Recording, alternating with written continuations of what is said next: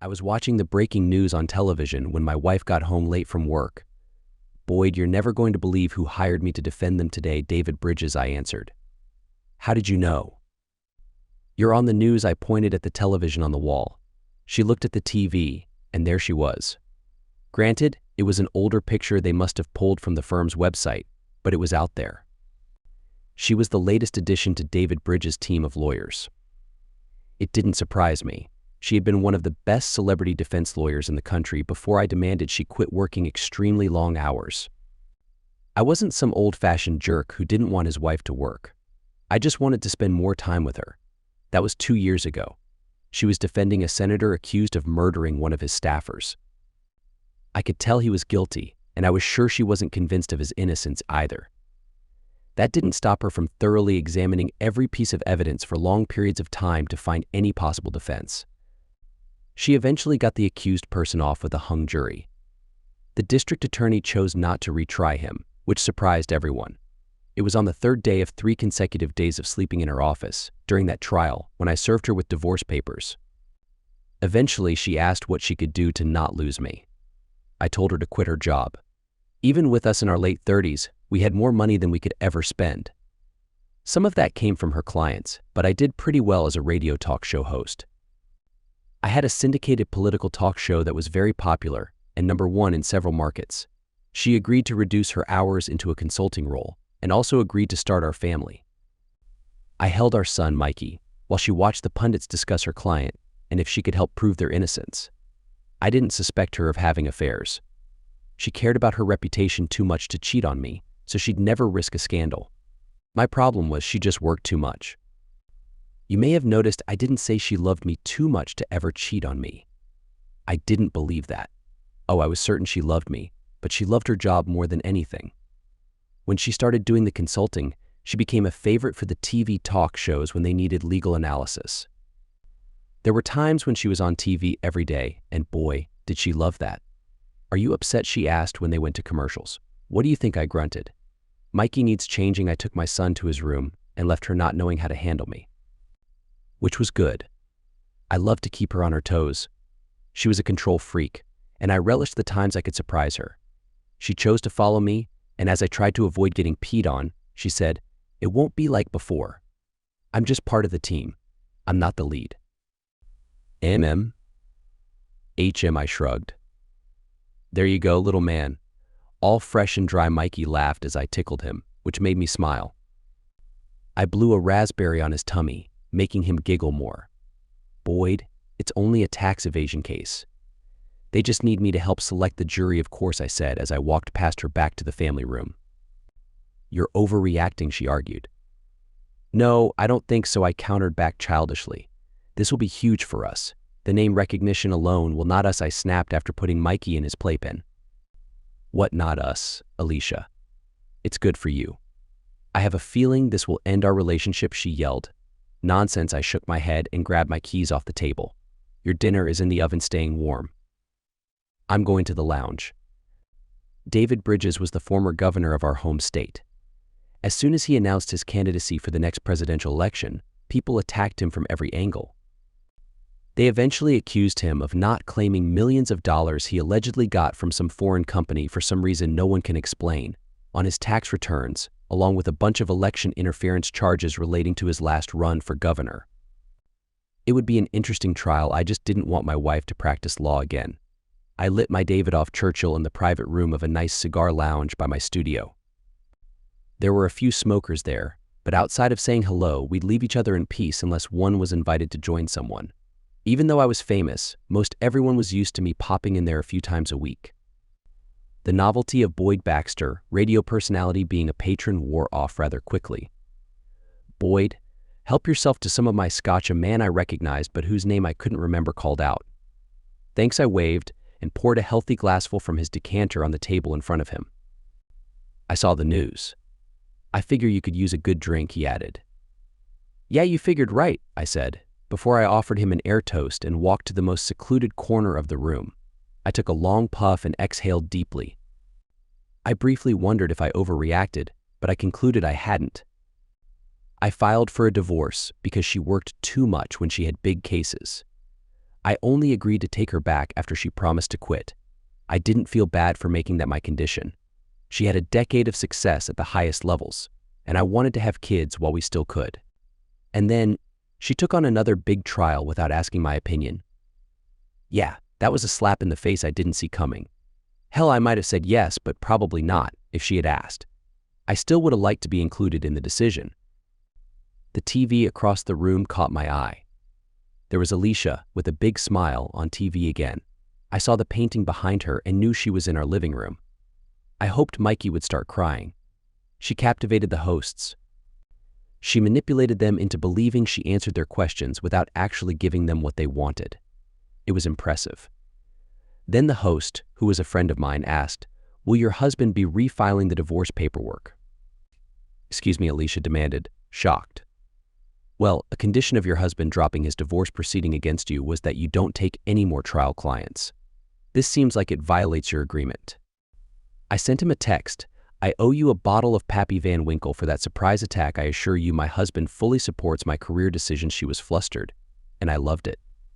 "No, he doesn't," I said out loud, making the guys who knew it was my wife laugh. Seconds later, my phone rang. "Boyd, it's Dana Collins from the Times. Can I ask you a few questions and get your reaction to your wife breaking your agreement?" "Hi, Dana. It's been a while. We should get together for lunch soon. Maybe have you on the show again." She said, "I'd like that. How about those questions?" "No, but I'll give you a statement, okay?" I was completely caught off guard. That'll probably be the headline of my article. "Do you have anything to add?" "Maybe off the record. Look, she hasn't done anything yet to bring up those old issues. We are happily in love." "Thanks, Boyd. Talk to you soon." Dana was an attractive and up-and-coming journalist. I had her on my show a few times as a favor to her boss. He and I had an arrangement that benefited us both. My phone rang again, and I turned it off. I knew I wouldn't get any peace otherwise. The media vultures were circling, especially since I was one of them. Damn hypocrites. "It's not going to be like before," Alicia said when I walked into our bedroom later that night. She looked really good in a long black satin nightgown. "It's different now. We have Mikey," I laughed. "If you think having a son will stop me from wanting a wife who doesn't put her career first, you're mistaken. If you go back to your old ways, you're out the door." "Sweetheart, we're taking this too far." "I don't want to fight, Alicia. The time for discussion was before you took the job. Now we are dealing with the consequences. We will be fine, you'll see. Now come to bed. I want to show you how much I love you." We embraced and hugged passionately, then fell onto the bed. We had a really good time together. She managed to say she loved me before falling asleep. I wondered how she would feel about me in the morning. "You jerk," she yelled as I entered the kitchen the next morning. "You completely blindsided me," I interrupted her. "It's the truth. You didn't have to share that with them," she shouted. I shrugged. "It's already done. This will be the topic of conversation all day." "Boyd," I chuckled. "Well, at least they won't be talking about your client for a change." For the past few weeks, and every day since the indictment, her client had been the main focus of the news shows. I hugged her and decided to grab some coffee and breakfast on the way to work to avoid any more of her anger. I wondered how long it would take for her to start working long days again. "We're not finished talking about this," she yelled after me. I knew she was right. When I arrived at my studio, it was a mess. I had a young college student answering the phones, a sound engineer, a tech assistant, and a producer working with me. I preferred to do my own research, so I didn't have a team of people reading the news for me like other hosts. "Wow, Boyd. The phones are ringing off the hook today," Missy said. I handed her a cup of coffee and said, "Turn off the ringer, Missy. Let the calls go to voicemail, and you can check for any important ones I need to return." "Thanks, boss. That will make things easier." I walked into my office and found my producer waiting for me. "Having a good morning?" Boyd Rose asked. "It's just fine, Rosie. What's on the agenda for today?" It's hard to avoid the Bridges story, especially since you're connected to it. Now I'm not connected. My wife is. It's practically the same thing. Get Dana Collins on the show. We'll discuss it, but it won't be an interview. "Yeah, I read her article this morning. I swear she has a vendetta against your wife." I laughed. "Nah, she just has a crush on me. I overheard her talking to someone once. I might as well use it to my advantage." "Don't lead her on, Boyd." I thought this city would have chewed her up and spit her out a few years ago. Never underestimate a farmer's daughter. She's tough, all right. I'll reach out to her and set it up. Thanks, Rose. Also, see if Dan Naranja can come on. I loved what he did on his show last night. It's good having friends, isn't it? You bet. All right, Boyd. We're living 5, 4, 3, 2. Rose pointed at me and the on-air sign lit up. Good afternoon, everybody. This is Boyd Baxter, your friendly host. Joining me today in the studio is Dana Collins from The Times. Hi, Dana. Hi, Boyd. I'm happy to be here today, especially with everything going on involving your wife. She gave me a smirk, and I shook my head. She was wearing a short skirt and crossed her legs, giving me a nice view of her stockings. I loved a nice pair of legs, especially ones in black nylon. Yeah, I knew you would bring that up. Well, my wife has joined David Bridges' legal team as a jury consultant. She won't be representing clients in court anymore. A jury consultant, Dana questioned. Is that what she told you? I gave her a stern look. She dangled her shoe off her foot and smiled. It seems your wife left out some details. According to my sources in the Bridges camp, she is now the face of their legal team and will be leading their defense. I don't care what these unnamed sources say. I don't rely on them, I replied with a shrug. She chuckled. That's because you use stories from people like me to fill your radio show with content, whoa. I said, getting heated. I'm not a journalist, and I never claimed to be. I'm just a simple host who gives opinions on the day's news. She smiled and responded.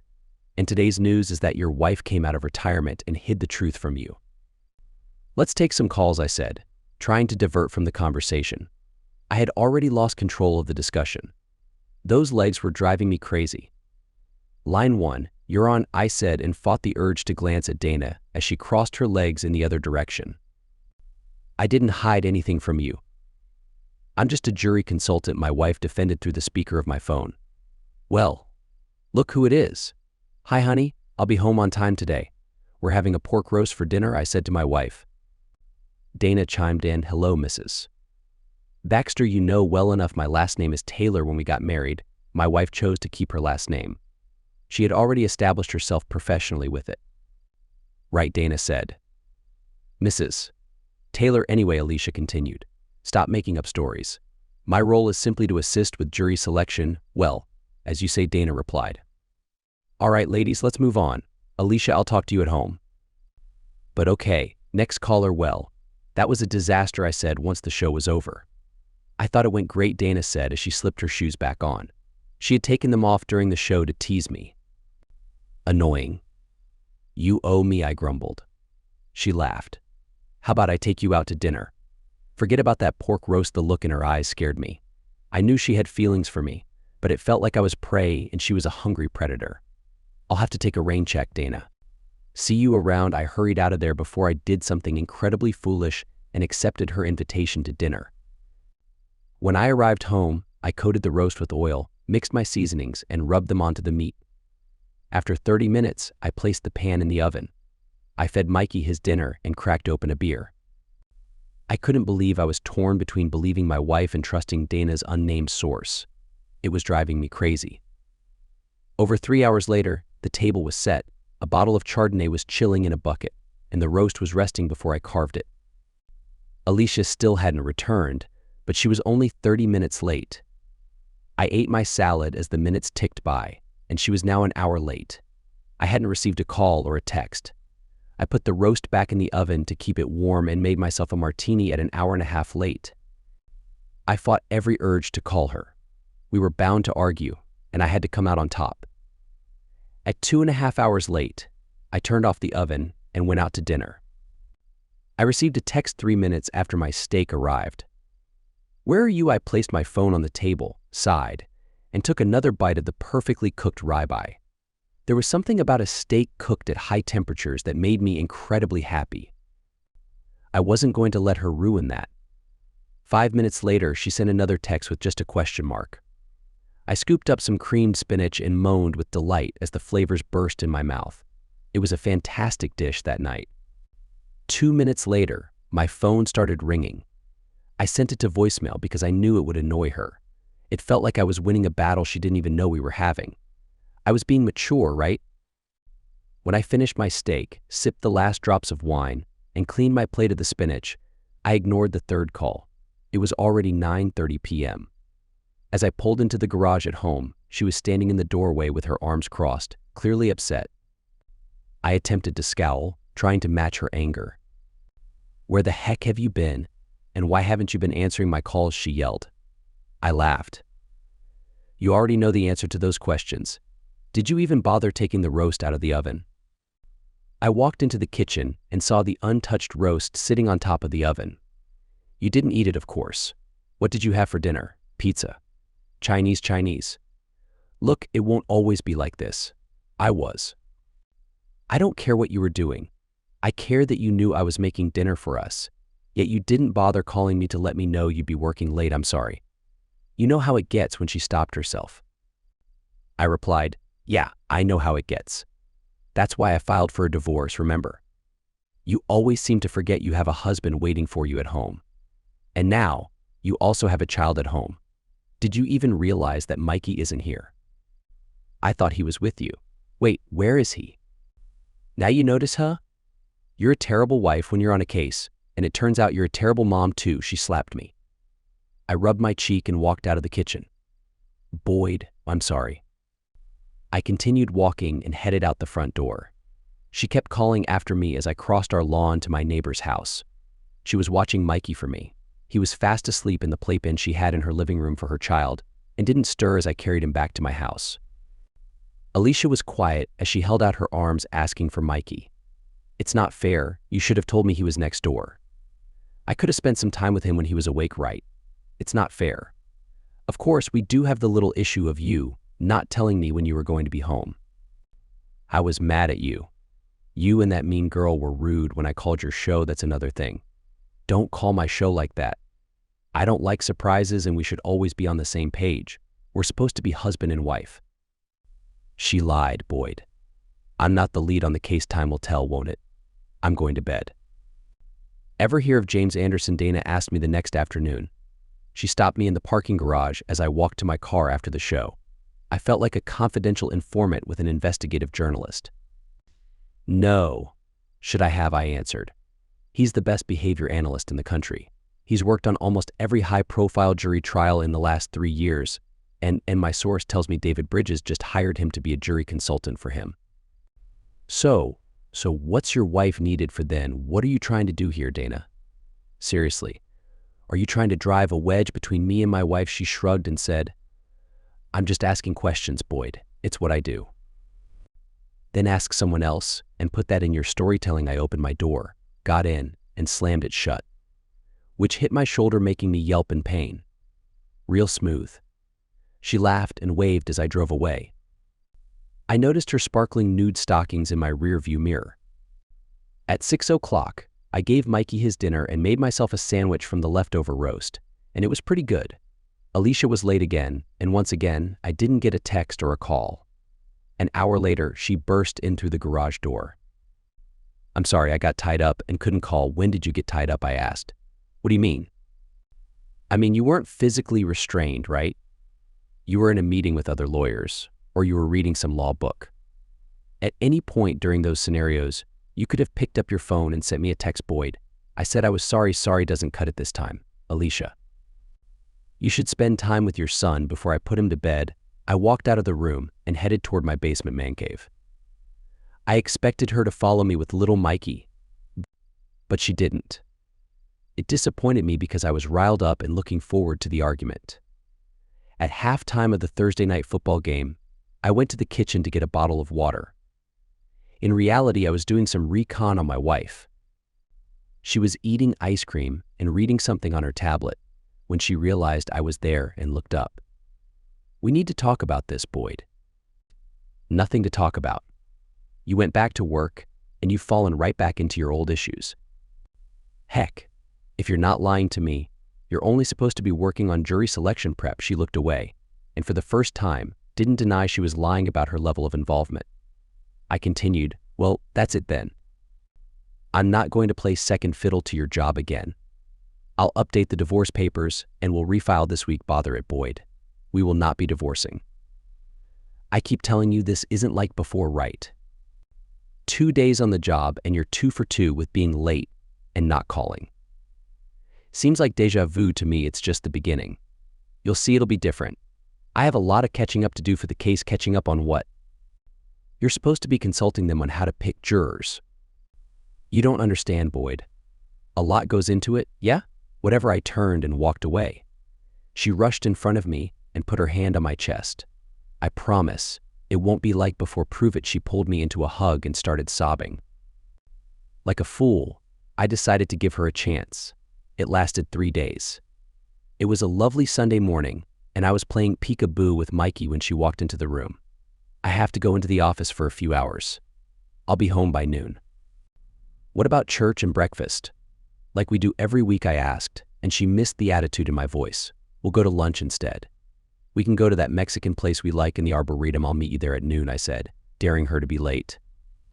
She hugged Mikey, then me, said goodbye and walked out of the room. I looked at Mikey and said, "Well, kiddo, what are going to do?" Huh, he giggled, and I went back to our game. At noon, I sat in the restaurant with Mikey and ordered a quesadilla appetizer and a Sprite. Mikey happily chewed those little puffs that melted in his mouth. 12:30 came, and the waitress asked, "Any word from your other party, or would you like to order?" "No, just the check, please." My little one is getting antsy. The restaurant was packed, and there were a lot of people waiting. I could tell they wanted me out of there. She smiled and patted my shoulder. "I understand, antsy little ones. I've got 3 of my own." She walked away, and my phone rang. I ignored Alicia's call, so she sent a text that read, "I'm on my way. I'll be there in a half hour." Seriously, Mikey, I groaned. What am I going to do with her? Not surprisingly, he didn't answer. I typed my response. "I won't be." I shut off my phone, paid the check, and got Mikey loaded up for the walk to the car. It was time for action. I couldn't keep letting her lie to me and effectively walk all over me. She was not going to make me out to be the fool I was the first time. Of course, the difference was Mikey, but I was sure I could get custody of him with her chaotic work schedule. A few minutes later, I walked through my kitchen and dropped my keys on the table. I set Mikey on the floor, and like a wind-up car, he took off towards the family room where his toys were. The house phone rang as I followed him, and I ignored it. He loved being in his playpen, and when he made his way into the family room, he pulled himself up on its netting. "Well, someone wants to play in their baby jail, huh?" "Okay, buddy." As I set him in, the phone rang again. "Mommy's gonna be mad, isn't she?" I asked. He giggled and grabbed his C&C. "Mikey, someone a long time ago said, never interfere with your enemy when they are making a mistake. Mommy keeps making mistakes." All I heard from him was the C&C going, "The cow says, moo, have fun, buddy," I said before tickling his side, eliciting a round of laughter. For some reason, I thought of Robert Plant shouting, "Does anybody remember laughter?" I made a mental note to listen to some Led Zeppelin later. I opened a soda, sat on the couch near my son, then turned on my cell phone. I had several voicemails from my wife and deleted them without listening. I was sure she'd be repeating herself when she walked through the door. There were a couple of texts from Dana Collins telling me that we needed to talk SSAP. I ignored those as well, of course. It took her a half hour, and I was on my second soda when she walked through the kitchen. I noticed her hair was pulled into a ponytail, which was a change from that morning. I held up my hand to stop her from the shouting that was clearly headed my way. "Mikey's asleep." I nodded to the playpen where he was snoring like an angel. "He should be in his crib," I agreed, and let her take him to his bedroom. As she did that, I got into my car and headed to the cigar lounge. Yeah, I know, I was a pushover for running away from the fight, but in my mind, the fight was unnecessary at that point. My marriage was all but over. She chose work over us. I was reading an article on bridges with my back to the door when I heard a voice from behind. "You're not a hard man to find. Boyd, if I was trying to hide, Dana, I wouldn't be here." She walked in front of me to one of the leather chairs on the other side of a small table. "Have you had this one?" she asked and showed me her choice of cigar. It was a good choice. "No, but it's highly rated." Yeah, that's what Nick said. Nick owned the lounge and was always quick with a recommendation. Especially for a beautiful woman. That would explain how she got into the locked private lounge. Dana borrowed my lighter and caught me when I looked at her legs. Bare for a change, they still looked amazing. She must have recently put on lotion because they were shiny and glistening. "You're too easy," Boyd, she teased and crossed her legs the other way. I took a long pull off my cigar and rudely blew the smoke at her. "What do you want, Dana?" "I'm trying to relax here." She frowned for a moment and her eyes were saddened before she said, "I've got some bad news. This is going to be our front page headline tomorrow, but I wanted to tell you personally before everything hits the fan." She slid her phone across the table and smirked when I looked down her blouse. "What am I looking for? The video is queued up." "Just take a look." She took a puff off of her cigar and coughed. I was stopped in the middle of my laugh when I played the video on her phone. It was my wife and David Bridges hugging in an office. I tossed the phone onto the table and sat back. "I'm sorry, Boyd." "I really am. But it gets worse. Why would you be sorry? You've got the story of the year, and since when do you care about the collateral damage?" "It's never been this close to me," she whispered. I sighed. "Do you know what the worst of all this is?" She shook her head. As I tried not to shed tears, I had to look away. It didn't even take that jerk a week to get to her. "He's having affairs with the other 2 women on his legal team as well." I shrugged my shoulders and took another puff. "Like that matters. I was going for divorce anyway. This just eliminates any chance of taking her back." A smile flashed, then quickly faded across Dana's face. I guess she would enjoy the breakdown of my marriage. She must have thought it set me up for her to slide in and comfort my broken heart. "Send me that video, please." "I can't do that, Boyd." "The story hasn't forget about your story," I shouted and slammed my hand down onto the table. "It's my crumbling marriage." I stood and waved a silent apology to the few guys in the room. "Okay," she said, backing down without a fight. "Just don't make it public," I snorted. I walked over to my locker and pulled out a bottle of Macallan 25-year-old single malt. If there was ever a time I needed a drink, that was it. I poured 2 healthy glasses and sat back down. Dana took one of the glasses without asking, and I relit my cigar. "Thanks," she said after taking a sip. I could tell she didn't drink much scotch the way she tried to hide her wince. I honestly never thought she'd cheat on me. I always thought she wouldn't risk her reputation like that. It's him, you know. He's a well-known player. We could just never get any solid evidence. No, it's on her. For her to be with him in his office within a week. No, she was seeking it. How did you get that video anyway? Well, it's illegal to have a camera installed like that. So we'll say it wasn't me, okay? Let's just say it was an anonymous source, and leave it at that. Her grin betrayed her words. But I wasn't going to push the subject. Sure, whatever. I turned on my phone to save the video to the cloud and I got a text from Alicia.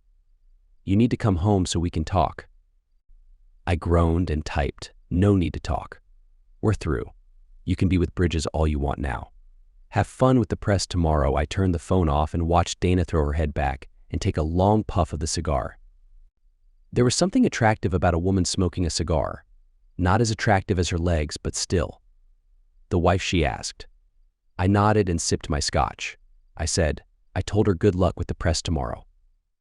"She's going to think you came to me with the story. I'm sure you'll testify that I wasn't your anonymous source. Tomorrow is going to be a disaster for you," she warned.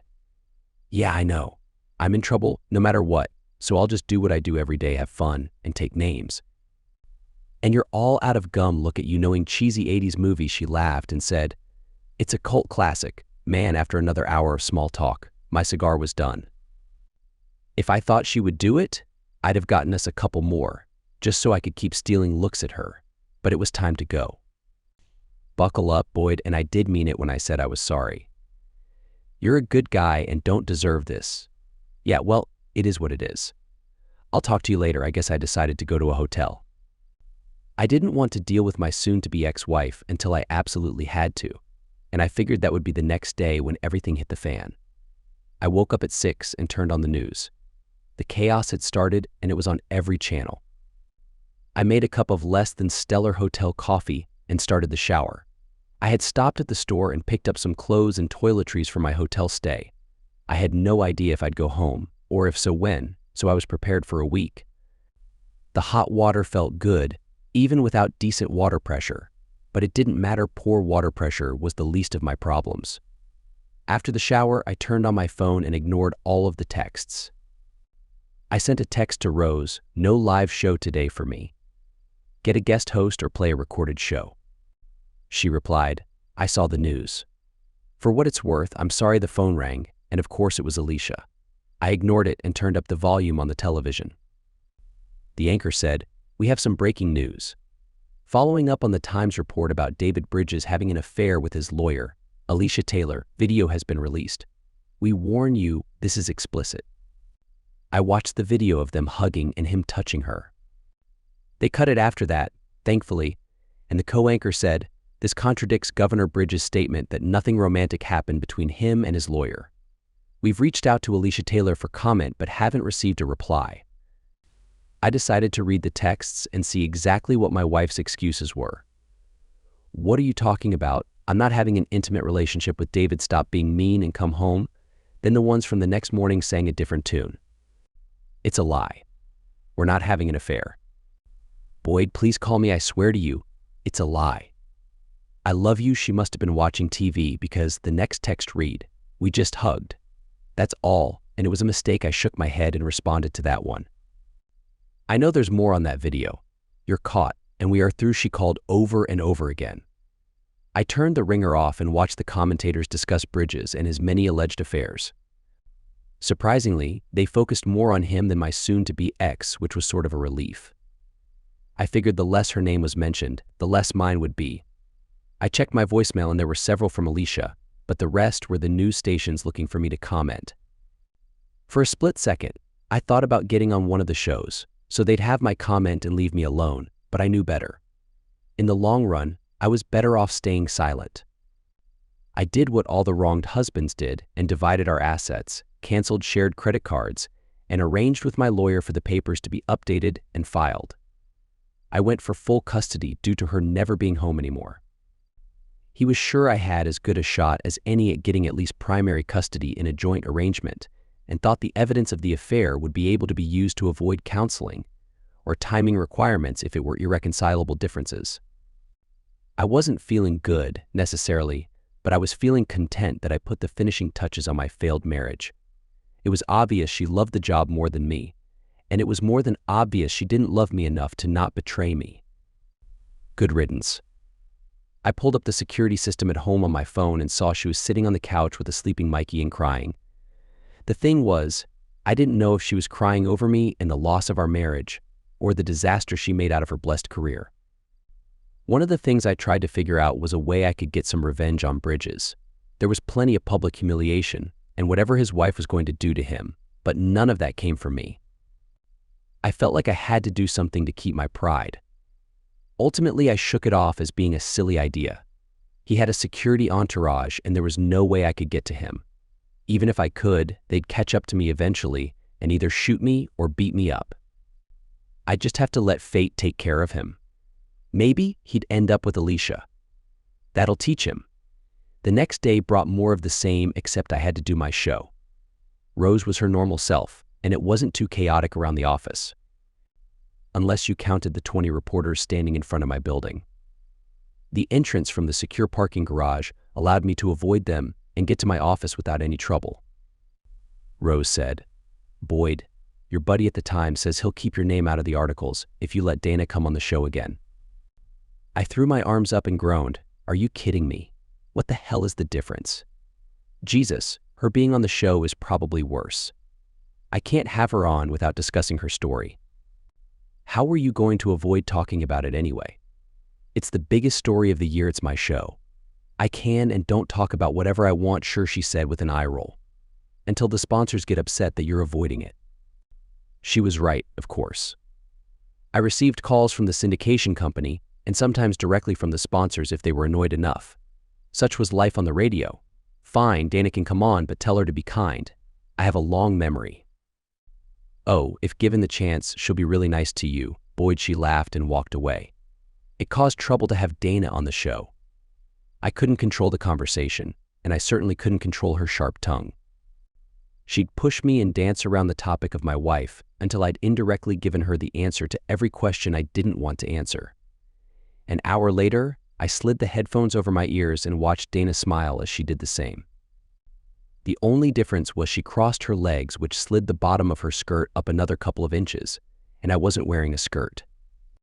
I saw the legal pad in front of her and asked, Is that a list of questions? She let out a cute giggle and said, "Of course not.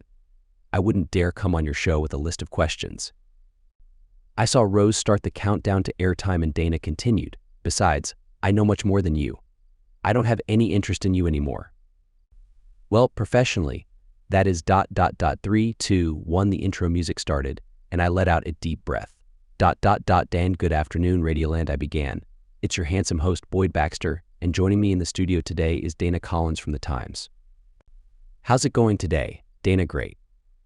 Thanks for having me on, Boyd, it's always a pleasure. So Congress is in shambles as usual. Any insights into what's going on with our favorite politicians trying to figure out how to pass a budget? Same old, same old. Defense hawks want their share. The hard right wants to cut everything. The hard left wants to spend everything, and the middle want their portion of the pie for whatever pet projects they have. No one agrees on anything, and if Congress were an expressway, it would look like LA on a bad day. You know what they say, Dana, the opposite of pro is con, so the opposite of progress is Congress. She laughed, and a cute little sound came out. Oh, my goodness. I can't believe I made that noise on the radio, she groaned. For my next trick, I'll make milk shoot out of your nose. How are politicians like diapers? They both need to be changed regularly for the same reason. She shook her head. Okay, that one was bad. Let's take some calls. Line 1 is Doug from Springfield. What's happening in Doug's world today? Hi, Boyd. I love your show. Sorry about your wife? Yeah, me too, Boyd. What can we do to fix our broken system? Something needs to change in that swamp you call Washington. Term limits, and before and after audits of their assets, Doug. Maybe then, when the politicians don't go to D.C. to fill their pockets, some real work will get done, Dana asked. Do you think that'll happen? Boyd, nope. No politician on either side of the aisle will vote for it. Oh, some will say they support it, but they know it'll never happen because it'll never come up for a vote. She agreed and said, it's guys like David Bridges that think they can get away with doing whatever they want. They think they're invincible. I winced when she mentioned him, but didn't stop her. She continued, they crave power and wealth. They crave the attention they get from their yes men and women falling all over themselves to be the first to agree with them and tell them how brilliant they are. They run on platforms taking moral high ground, then have scandals. It's disgusting. Tell us how you really feel, I chuckled. Sorry if I hit too close to home, she softened. It is what it is. My wife is not faithful. What can I do except lose money to her? And the lawyers, a quick smile flashed across her face, and she pushed it back. Anyway, line 6 is Annie from Long Island. What's on your mind, Annie? Oh, Boyd, I love it when Miss Collins is on your show.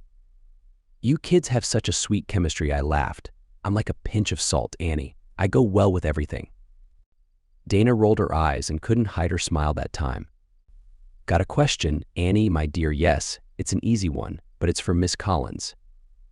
Young lady, do you want to be a mother? Dana got a surprised look on her face and threw her arms into the air. Great question, Annie. Politics and my wife are boring. What's the answer, Dana? Oh, and Annie, you can't see it, but her face is bright red right now. I love kids, Dana answered, avoiding the question like the politician she covered. Annie chirped, you'd better, because Boyd has that adorable little boy to think about. Okay, I interrupted, ending the call. We love you, Annie. Thanks for the call.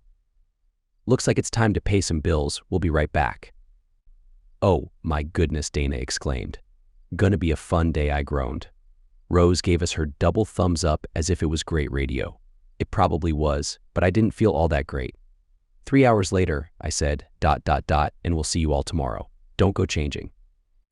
The on-air sign turned off, and I dropped my headphones on the desk. Dana neatly set hers on the hook across from her. Well, that was something, she said. I didn't expect to get grilled by older ladies today, that's for sure. Hey, those older ladies love me. I'm big with the septuagenarian book club demographic, she giggled. I'm sure they're your loyal listeners. Watch it now. They read newspapers too. Start looking a little closer at your comments and letters. Do I want to be a mother? What the heck kind of question was that? I laughed as I put my notepads into my bag. It's a valid question, and don't think I didn't notice you didn't answer it. I gave her a side glance, and she frowned. I can't see myself as a mother. I love kids, I really do. It's just with this job, I don't see how I could find the time suddenly. She looked sad and said, "Oh, I'm sorry. I'm getting all don't worry about it," I said, cutting her off. I will say, kids aren't so bad though. I'm gonna pick mine up from daycare right now and play with trucks. How can you be so cool, Boyd? Your marriage is falling apart, and you're acting like it's just another Tuesday. What do you want me to do? I can't crawl into a ball and cry. I have a kid, a job. I have to have my act together so everything around me stays in one piece. I'm keeping a positive attitude and carrying on, Dana. What else can I do? I don't know. I guess I expected more emotion. I laughed. Emotions are for people who can't handle life's challenges. I didn't really believe that, and she saw through it.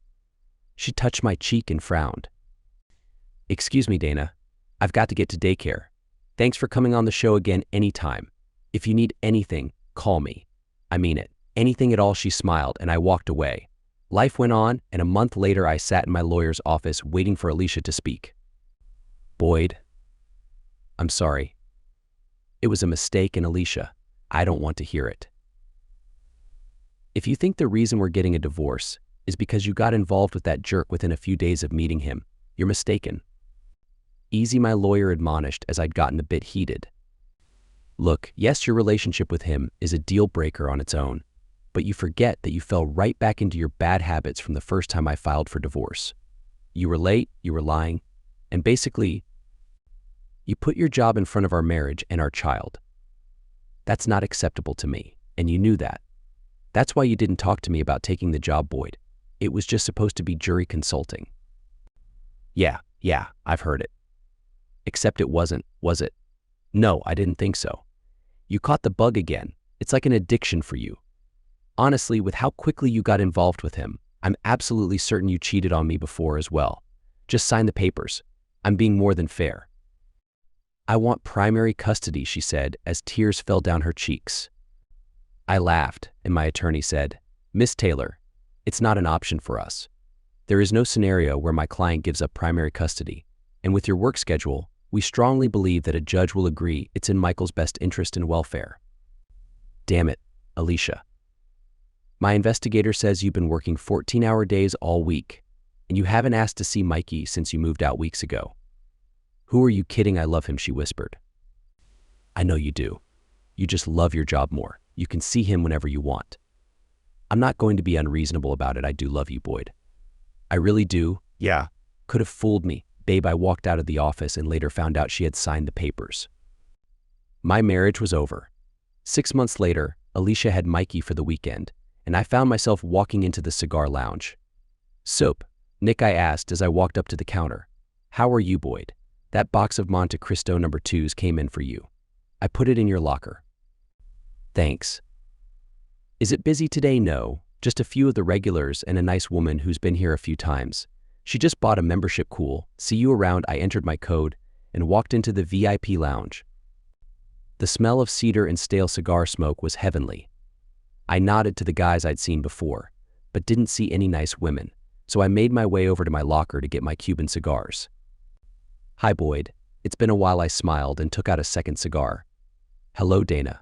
Want to try a Cuban today? I closed my locker and handed her the contraband. Thanks, she said. I've been kind of keeping an eye on you. You're doing a pretty bad job of it, I said as we walked over to a couple of chairs. I'm not hard to find, and you have my phone number. She frowned as she cut the end off her cigar. I'm kind of nervous about it. She took an expensive lighter out of her bag and lit the foot of her 6-inch cigar. I laughed and blew on the orange ring around the foot of my cigar. What are you nervous about? Exactly, I wanted to ask you out to dinner. Oh, come on, I laughed. The woman who used to wear short skirts, cross her legs, and dangle her heels to tease me was nervous to ask me to have dinner with her. You're joking, she shook her head. This is really good. Thank you. I nodded. Boyd, I've never really dated before. I've been too busy. Teasing you is easy. I've always been good at using charm to get what I want from guys. And sometimes girls too. I raised my eyebrows in surprise. I didn't know she was interested in girls. Stop it, perv. I'm not attracted to girls, okay? She can read minds. Good to know. Listen, I'm taking a risk here, and I don't want any criticism for it. Yes, she exhaled a puff of white smoke and asked, What yes? I'll have dinner with you, really? She foolishly asked. Seriously, do you think you're unattractive or something? I asked. No, I don't know. Like I said, I don't have much experience with dating. Okay, let's finish these and go to that nice Italian place across the street after dinner. We were enjoying a glass of wine on my couch when I asked, so, do you have time to see me now, or am I just a one-time thing for you? She laughed. No, didn't you hear that I'm not with the Times anymore? No, I must have missed that I'm on TV now. You know the show, you've been on it. There are a few of us ladies on a couch with a guy or two. Oh yeah, I love that show. It's like candy for people who appreciate legs, she laughed. I guess it can be, although I wore pantsuits twice last week. I would have changed the channel. We both laughed. And then she asked, do you like my legs? Oh, don't start with that me nonsense again. You know I adore your legs. What about my feet? She asked, plopping her feet onto my lap. I shrugged and placed my wine glass on the table. You're wearing jeans and socks today. Not exactly your most attractive outfit. I massaged her foot, causing her to relax. I didn't know I would see you today. I should have gone home and changed for you. No need for that. Your jeans perfectly outline your behind. What about my face? Am I pretty? No, you're what we call a butterface, she exclaimed. Yeah, you know, everything looks great, but her face. She attempted to pull her feet away, but I held on to them. Don't be angry, I'm just teasing. You're a stunning woman. Well, that's a bit better. She took a sip of her wine and asked, would you hold it against me if I asked you to take me with you? No, darling, I won't hold it against you. She rolled her eyes and scolded, you're ruining the mood, Mr. Comedian. Well, I'll have to fix that then. Come on. I led her to my bedroom, where she excused herself to use the bathroom. I quickly checked my drawer for safety. With only the table lamp lighting the room, I got onto my bed. My excitement grew, eagerly awaiting the presence of the beautiful journalist joining me. She came out and she was looking perfect. We had a few conversations and got close. We enjoyed each other's company. I hugged her and asked, would you like to? What do you mean? I mean, would you like to make this a regular thing? I'm accepting applications for a girlfriend, and so far, you're the only applicant, she said. I would love that. I have more free time now. Thinking long-term, I'm ready to be a mother. Great, I replied. First, let's see how you do as a stepmother. Okay, I chuckled, and she lightly slapped my chest. I don't cheat, she whispered. Me neither, I said, hugging her once more. With Dana, I believe I found a woman who prioritizes her family over her career. Only time will tell, but part of the fun is finding out.